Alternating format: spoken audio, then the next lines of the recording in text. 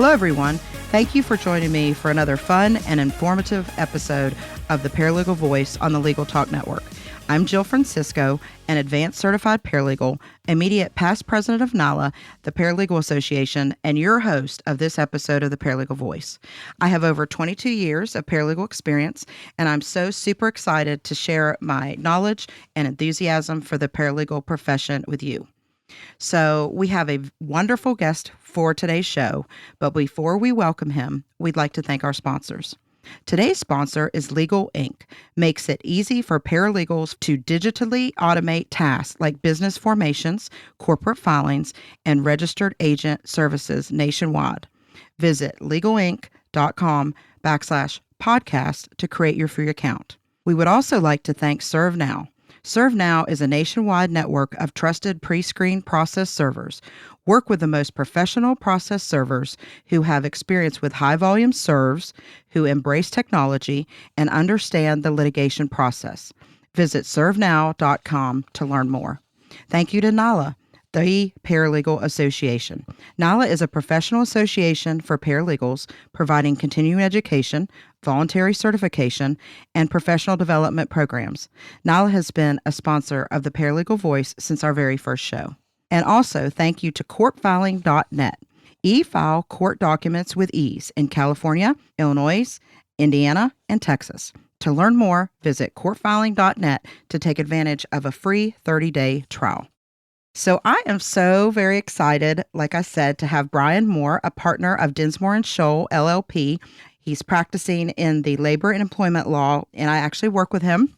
Have the privilege, I should say, to work with him, but I've known Brian for many, many years, and so it's truly a treat to have him with me today to give you guys some valuable information regarding COVID and how it's impacting the labor and employment law, and most importantly, paralegals and other legal staff. Thank you, Jill, for having me back on the show. Excited to speak with you again. 2020 certainly has been an interesting ride. I know it's, I can't believe it's December though. I feel like we're almost into 2021, looking forward to it. So anyway, Brian, I know, like you said, you're coming back on the show. You briefly made an appearance, I think it was in the summer leading up to NALA's 2020 first virtual conference, and we had you on for a little teaser. So why don't you kind of remind everybody of your background and your experience? Sure. I've been practicing labor and employment law in West Virginia and Kentucky for 19 years, although 2020 has felt like about 10 years, so maybe I should say 29 years total of experience. I'm with you. I grew up in West Virginia, attended West Virginia University, and then decided I wasn't ready for the real world, so I went to WVU Law School. Because quite honestly, I'm not one of those people who had a lifelong ambition of being a lawyer. But I guess it was a big gamble. Thankfully for me, it paid off because I really enjoy being a lawyer now. So, and if you ask my kids what I do for a living, they say that I type on the computer and host conference calls and now, of course, Zoom meetings in 2020. So that's kind of what I do. I work at Dinsmore and Shohl law firm since 2008. I'd say I spend about 80% of my time working on employment law issues and about 20% of my time on traditional labor work, working with companies and unions on collective bargaining agreement negotiations, issues, and disputes arising under those agreements. And of course, this year, I've spent too much time dealing with the issue of COVID-19. Yes. And Brian, gosh, when you said 19 years, that kind of made me feel a little, has it been that long? It has been that long. So I had worked with Jill back at the beginning, and I'm working with her now. We had this big elaborate plan to bring it back together, right? Correct. Okay, so yes, speaking of COVID-19, I mean, it's definitely, even from my perspective, obviously having an impact on the labor and employment law. I mean, I think that's now and, like I said, years to come. And you had like I said, I mentioned before, you had an awesome session that was presented at the 2020 NALA annual conference. And I think you touched on, I think it was like hot issues at the time. And we touched on some of the information regarding the emergency temporary leave laws. I think since then, there's been some changes, but why don't you start off by giving our listeners a little bit of the basic, and a little bit of highlights of these laws? Sure. And you're right. I talked a little bit about these at the conference. And interestingly, when we started planning for the conference and hot issues in employment law, that was not going to be one of the issues. But of course, it turned into one of the issues and forced its way into the presentation. In April of this year, Congress enacted the Family First Coronavirus Relief Act. What was so groundbreaking about it is that there has never been federally mandated sick leave for employees until this act. And because of coronavirus, this emergency leave was enacted. It provides employees 80 hours of emergency leave if they fall into one of 6 categories. And those 6 categories are: 1, that the employee is subject to a federal, state, or local quarantine or isolation order. 2, they've been advised by a healthcare provider to self-quarantine. 3, they are experiencing symptoms of COVID-19 and seeking a diagnosis. 4, they are caring for an individual covered by number 1 or number 2. 5, they are caring for a son or daughter whose school or place of care is closed due to COVID-19 precautions. Or 6, any other substantially similar condition. And thankfully, we don't have this yet. That's just built in case something similar to COVID-19 would come up.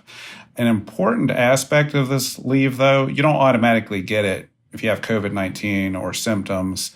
You only get it if you have those things, if you fall into one of those 6 categories and you're unable to work or telework. So let's say I have a mild case of COVID-19, but I can sit at home on my computer and work and I'm fine. I'm not eligible for the leave. So you have to be unable to work or telework in order to get the 80 hours of emergency sick leave. There's also Emergency Family Medical Leave Act leave under this law.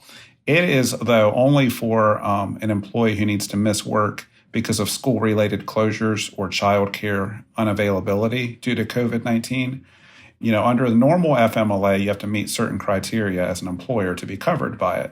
Those criteria don't apply here. This applies to everyone. It applies to employees that have worked for the employer for 30 days or more, and it's up to 12 weeks of leave. Now, a very important aspect of both of these types of emergency leave is that they are slated to end December 31st of 2020, unless extended by Congress and the president. So you'll want to keep an eye on the news because there is talk of possibly extending it, but nothing has happened yet. That is super interesting about when you mentioned about the school, because I don't know if people that would immediately, come to mind. I mean, when you think about it, you think if you're sick, if you have to, like you said, care for somebody that's sick. But it's interesting, because I'm sure you're in the same boat as I am with JD. He's a sophomore, my son, and he's been, I think he was going 2 days a week. He was doing, and then doing the rest of his work. The rest of the week, he just had, he was at home, but he just spent his time doing the assignments that he got on the 2 days he went live. But I think this is going on the 3rd week that our county's been orange. And so he's been, now they have a new remote schedule where I think it's like 1:15 to 3:30 every day. And, that's really something to consider. I wasn't really aware. And I think it's nice that you went over that in detail because I didn't know that kind of factored in with that. But, I guess like you said, the child could be at home, the parent can be at home with a child, but also throw in the telework there, then you're not covered by the act, but that still it's an option that you get to keep working. I mean, you could still work. Another important aspect of it is that the burden or the cost doesn't actually fall on employers. It is paid for ultimately by federal tax money. Wow. Because employers get an instant payroll credit for the amount of the leave that they have to provide under this law. Well, that's helpful because especially I know businesses struggling now, it would probably even be a bigger burden on them.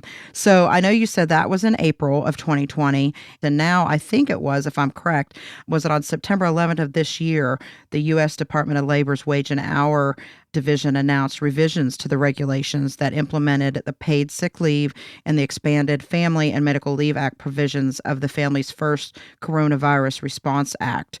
Could you please kind of talk about maybe the little high points and explain some of those changes that came in September? Yeah, sure. And I think that was the result of a lawsuit that had been filed as to some aspects of the regulations. And the result was revised regulations that went into effect, as you said, September 11th. The most notable change under this is that the definition of healthcare provider was changed. Under the original regulations, healthcare provider was exempt from having to provide the emergency leave. So ironically, the people who may need the leave more than anyone were not eligible for it. And healthcare provider was defined to include anyone who worked for a healthcare provider. So it could be the receptionist.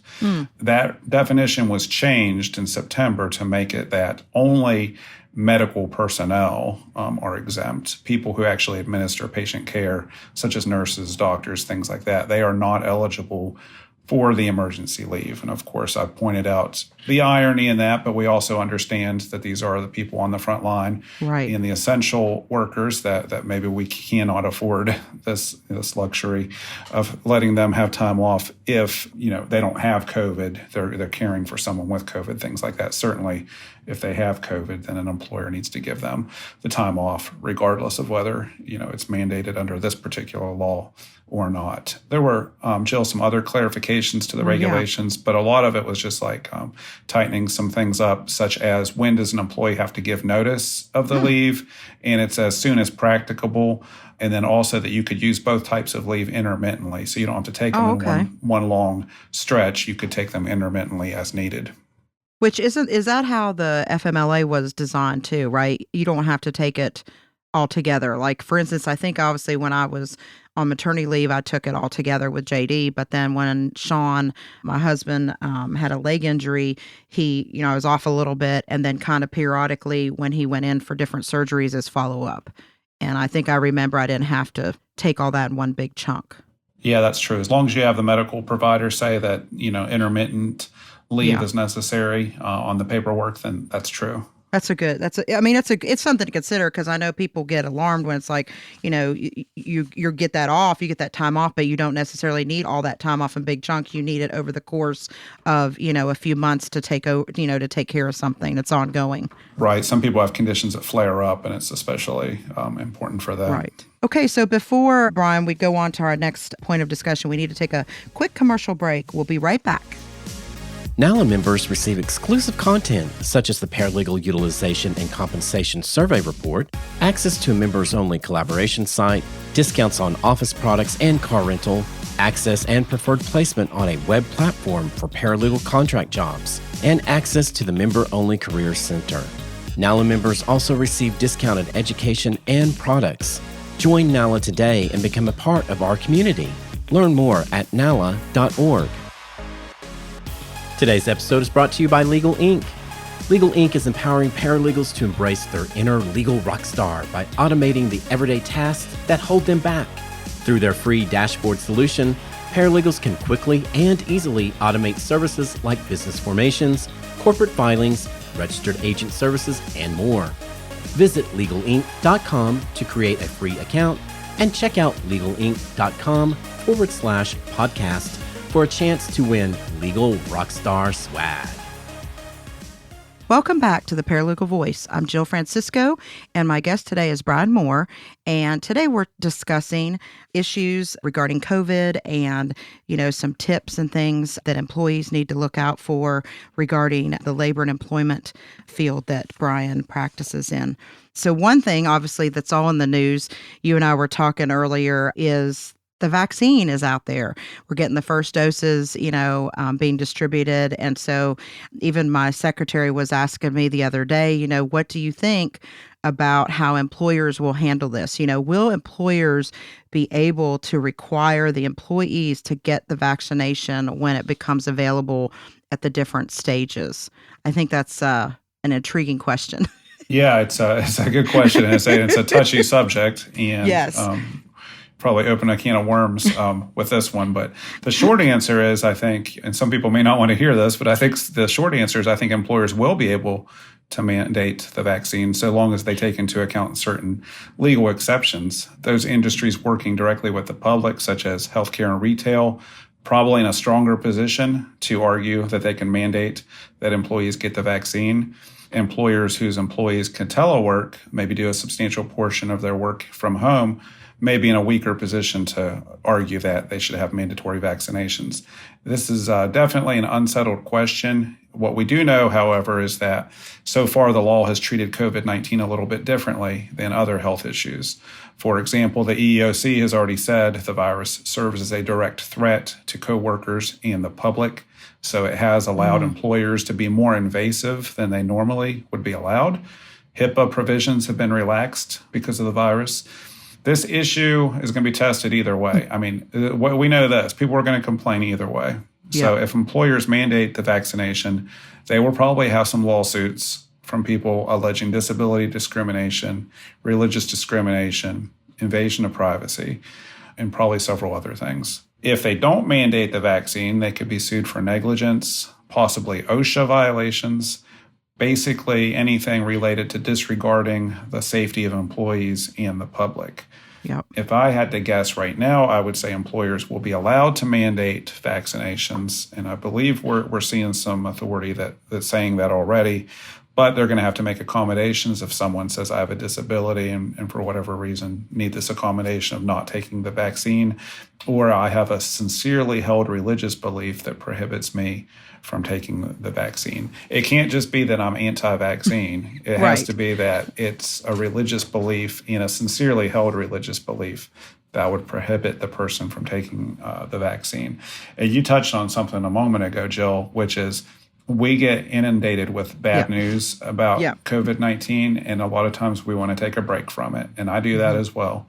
And it's exhausting. And sometimes you just want to bury your head in the sand. Yes. But I would say it's good advice for you, your listeners, for me, and for everyone to pay attention to this stuff because it affects us not only professionally, but personally, including this issue with the vaccine. I mean, it's a very good question.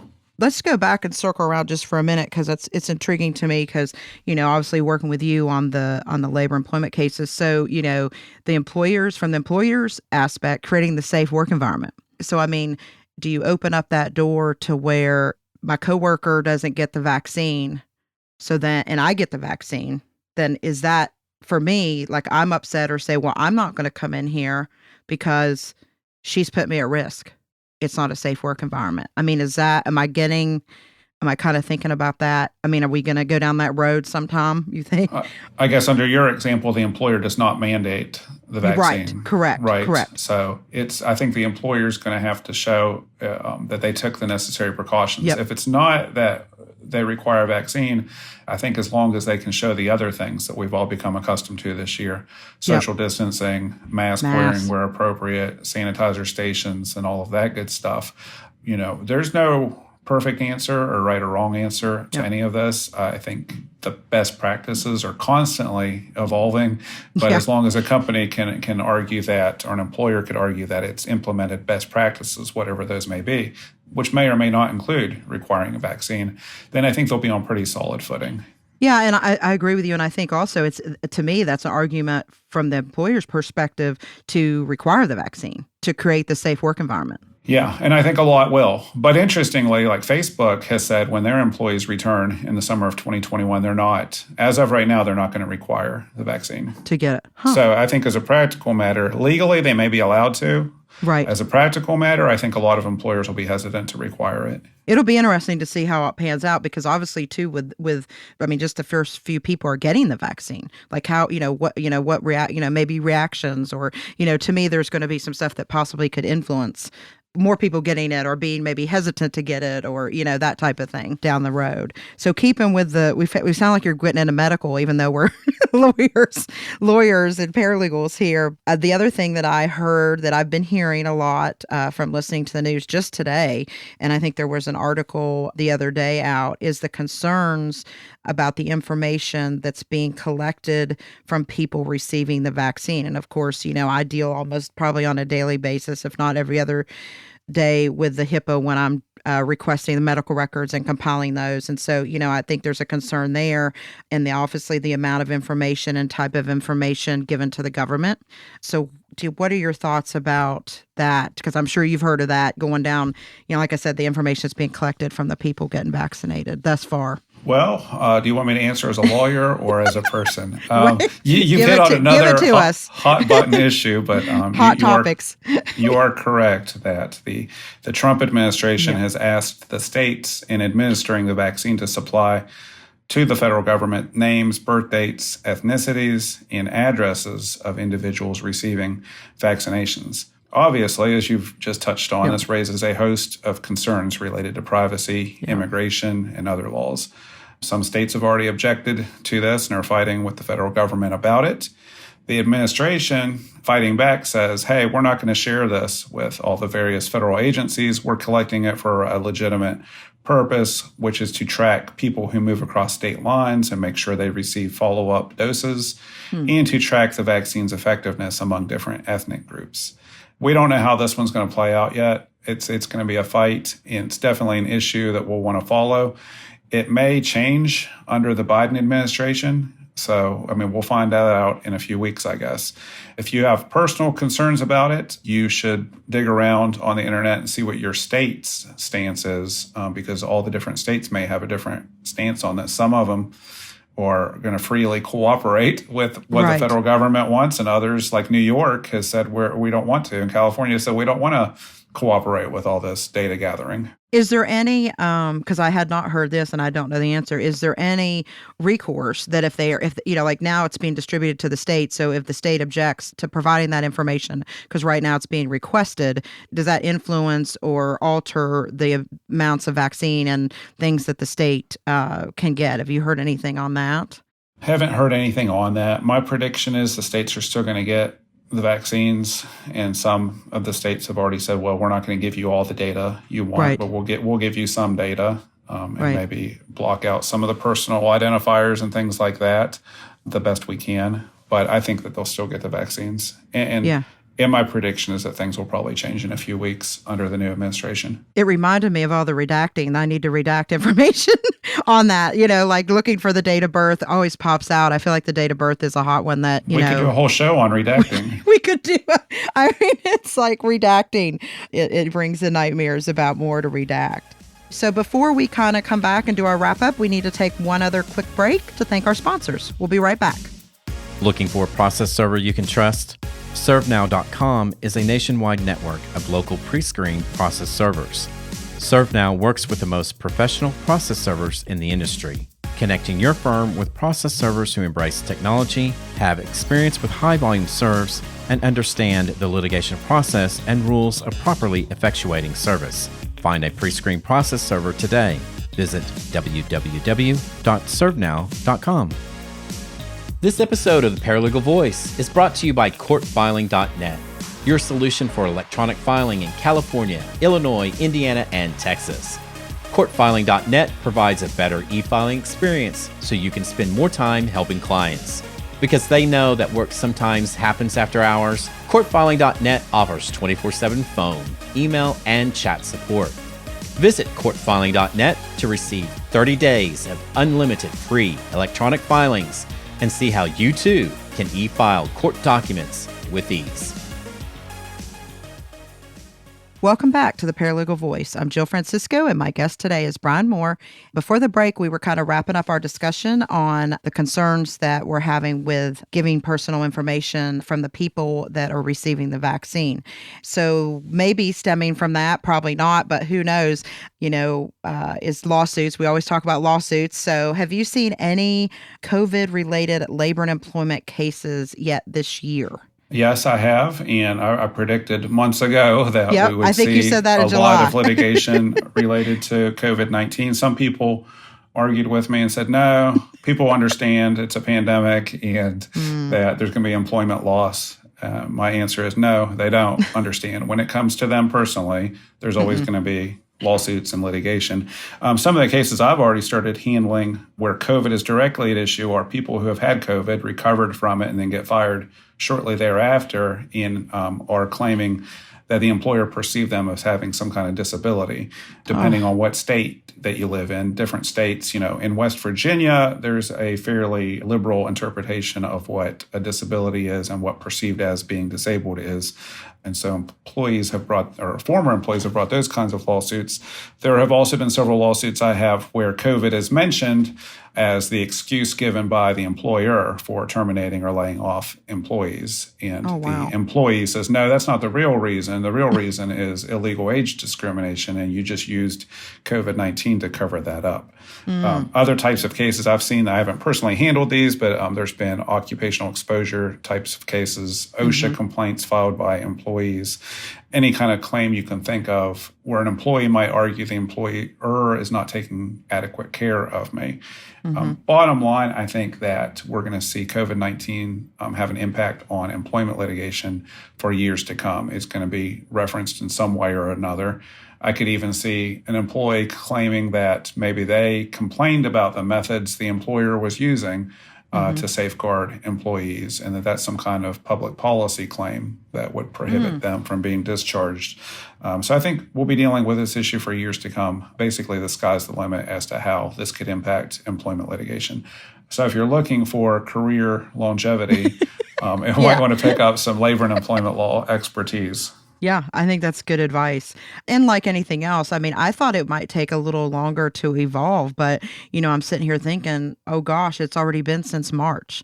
Like it's not like it just happened. So it's all, like you said, you're already seeing stuff coming in. I was thinking that it might take a little longer, to really develop and see the cases actually, come to being filed, that type of thing. The plaintiff's attorneys getting a hold of them and things. But that's, I'm sure that it's going to be, like you said, it's just going to keep going. And I mean, I know there's going to be possibly, legit things, but obviously we're on the defense over here. I feel like it's going to be frivolous stuff just like anybody else. I walked into a store and the slip and fall or, whatever. And so then you have to, I always compare it to raking over the coals, all of the plaintiffs, all of the lawsuits, fine tooth comb, because otherwise it just gets out of control. It's always personal. Yeah.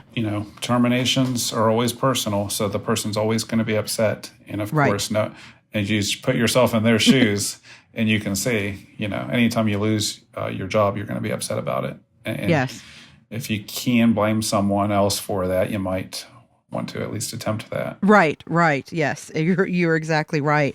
And so I think, like you talked about, you're already seeing them this year. So do you see anything, I guess different or probably just continuing things coming in 2021 on the labor and employment law stemming from, of course, the coronavirus pandemic? I mean, lawsuits, maybe further regulations, maybe the regulations, like you said, they're not going to be extended right now past the end of the year. So what do you feel like we're going to be dealing with come 2021? I think all of the above, more laws, more regulations more. This, more lawsuits. I think there'll definitely be lawsuits about the vaccinations that we talked about. Either way on that one, I think there'll be lawsuits. Quick question kind of back to the vaccine, because I was just curious. Is there any ever things about the flu and things like that with the employer? I mean, obviously, our employer obviously kind of promotes it. They make it easy for you to obtain it and get it, free of cost, right? You don't have to leave your office. You don't have to make an appointment. Is there anything, in the beginning, was it ever discussed or ever thought that, when the flu started out or whatever, was it going to be mandatory, type thing, or it just never was that bad? I don't know the answer to that definitively, but I have not heard of anything where that's ever been mandated by employers. Right. And like we said earlier, COVID-19 is being treated differently than a lot of things. We also normally wouldn't disclose health information about people and things like that, but HIPAA has been relaxed so that if you need to make people aware that they may have been exposed to COVID-19, then you can do that without violating HIPAA. So there's been a lot of relaxation of laws and regulations due to this pandemic. Yeah, you're right, especially with the tracings. And then, I'm sure you get the same thing. We get a call from the school, all the time. There's been, and then so-and-so, 30 people have to quarantine. We're all learning. And you're just trying to, I think the ultimate thing is protection and protecting people, and it's hard to know, sometimes which way to go. And then you find yourself and you got to kind of go another way and fix it up. But, it's definitely been different because I know the HIPAA, is used to be very strict. It was like hands off, and now it's surprising. No perfect answer to any of this. And I do get a lot of questions about quarantining and isolating. And if you got to listen to your local health department and things like that. But Right. if as a practical matter, if you listen to everything everyone says, then probably everyone should be locked down. Right. The entire year. So, because as a practical matter, though, can that actually happen? So, I mix in some practical advice along with my legal advice. Right. I think that's a good combination. Well, Brian, that's all the time we have for today. And, I really appreciate you coming back and being on and elaborating and giving our listeners some very valuable information. They'll be able to pay attention on some things coming down the pike that may affect them. So I really appreciate it. So if listeners wanted to kind of follow up or reach out to you, what is the best way that they could contact you? Sure. Email is probably the easiest way to contact me. Brian, BRIAN.Moore, MOORE, at Dinsmore, DINSMORE.com. All right. Well, Brian, thank you again so much for joining me today. I really appreciate it. Thanks for having me. And thank you also to all our listeners who tuned in today. If you have any questions or comments for me, please contact me at jfrancisco@logical.com. I hope you will join me for our next episode.